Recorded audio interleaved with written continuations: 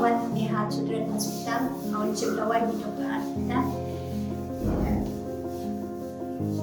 Di dawai tang sebenarnya ngala Armet ya asal tu ba ini kita dawai jadi Dr. Arvita itu kita rekam ya.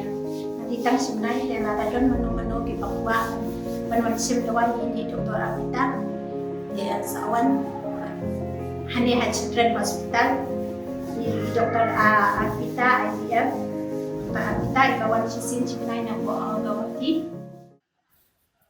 Kinohikai kibadan hapo kalama jangko All Meghalaya SSA School Teachers Association hakishitrik urisau arhajar arpusau kila sedang dagajing ki Syongklain Mongor kabaklam popor Hamadan Malki.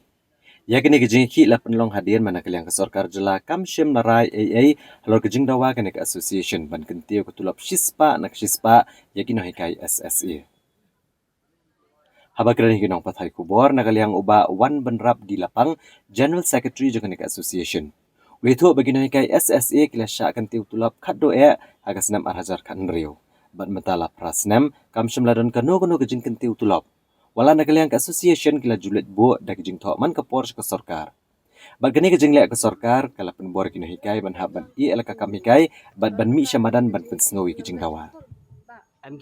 Halor ka jingkam jong gani ka association ulong bahadian ka jingmi ka kubor baga sarkar klap yang ya ka jing penskam kam igina kay SSA. Ulong balalit bani kendo yo State Project Director Uswapnil Tembe badu Commissioner Secretary ketenat Vijay Kumar Mantri.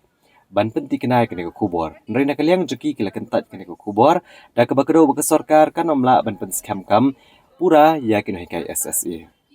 Ula benrap bakum ke association hi kam kwa baga sarkar kan penskam kam igina kay SSA da ka kwa ban penyaso igina kay SSA syakatanat pulih putih jang sarkar jela. Namar lada ki penskam kam igina kay SSA kina hikai kin hab ban bot shibon ki kendon. Haka jili kendu jungi ngilaya kendu la ar laisin bat u addition minister.